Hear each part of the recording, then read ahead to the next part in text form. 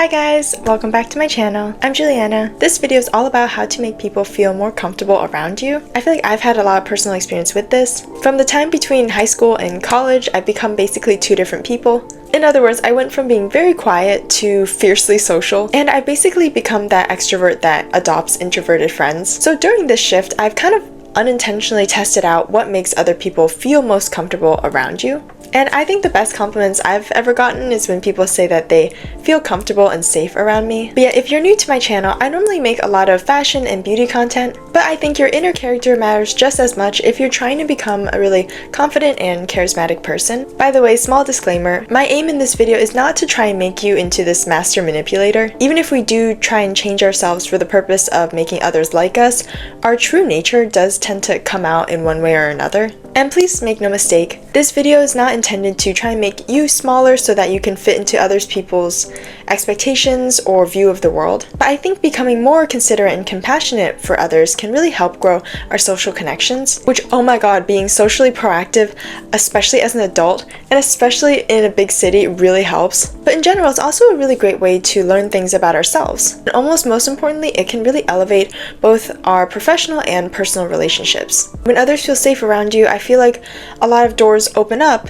and a lot of opportunities kind of flow towards you. So in this sense, you're really benefiting those around you as well as yourself. I found that a lot of it comes down to making other people feel seen and heard. To some extent, we're all pretty self-absorbed and live in our own head. So many times our interactions with others are not seen objectively, as they can be clouded by our own personal insecurities and projections. And this actually goes both ways. Others' reactions to what we say to them can be motivated by their own insecurities or past experiences. So coming off as non-judgmental, or even better, actively accepting, is a really great way to start to break down those boundaries. But I mean, this is not the same as accepting things that we don't agree with. It's more about expressing acceptance or at least tolerance for things or people that aren't the same as us. So this way we can all kind of coexist in one happy space. Okay, my first hack is to be the icebreaker. I don't mean to make anyone cringe when I say the word icebreakers. You know, a lot of my friends would actually skip the first day of class so they wouldn't have to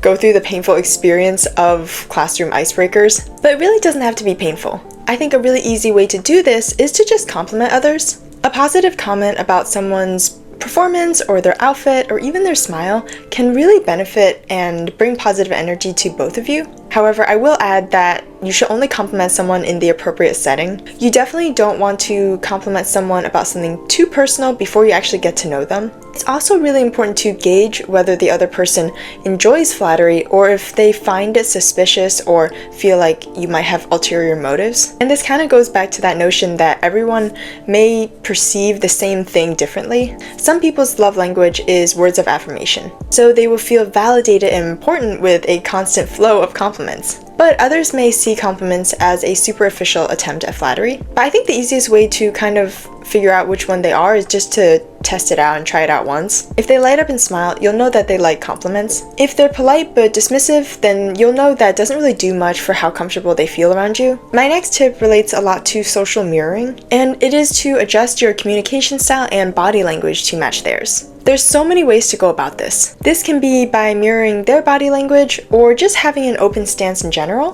By mirroring them especially, they'll see your presence as being familiar and therefore welcoming. Also, try and speak at their general volume because that's most comfortable for them. If they're pretty quiet, they're going to feel kind of put off if it feels like you're screaming at them. And I will note that you really don't have to change your personality entirely based on who you're around. But again, it's just this notion of being considerate with the company that you're with at the time, even though it doesn't mean that you have to change permanently yourself. I think that it's a really good indicator if you're trying to make friends with these people and you find that none of your social cues or none of what you find you like and versus what they like, even just on a body language perspective, matches, then you kind of know that maybe this is not the right group for you. But I mean, sometimes, especially again with classmates or coworkers, you don't really have a choice who you're put up with, so it's good to have these tools in your toolkit. To take this kind of social mirroring idea to the next level, it's really useful to understand how sensitive they are. So say you're at work or at school and you need to give someone feedback. If they are a more assertive,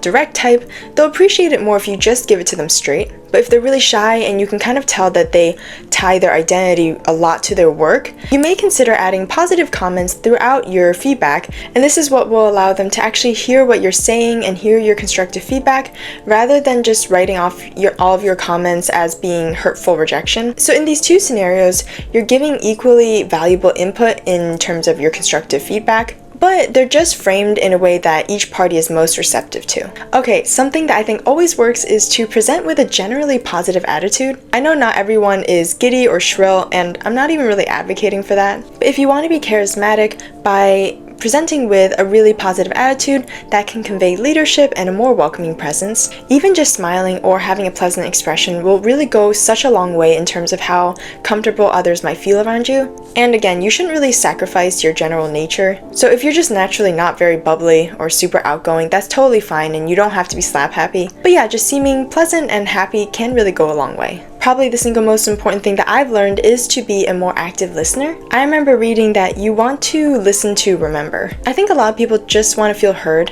especially if they don't have a support system around them. And this is super important when you're just getting to know someone. It's all about going that extra mile to really validate their side and where they come from. Obviously, this won't apply to everything, especially if they have certain beliefs that you don't agree with. But I think a lot of the time we might underestimate how difficult it is, especially if we're more extroverted, for other people to open up around us or around people in general. Going along with the idea of listening to remember, it can be great to remember small things about them. And I don't mean this in a creepy way that you should remember every single place that they've lived, but it can be relatively small stuff like their birthday or their favorite foods. These seemingly small things signal that you care about them as a person rather than just say like a coworker or a classmate. So yeah guys, that's all the tips I could think of for this video. Definitely comment below if you are more of an extrovert or an introvert. Also, I'd love to know how easy or hard you find it to be to open up around others. I know this video is kind of a departure from my usual content, so give this video a like to let me know that you'd like to see more of these types of videos.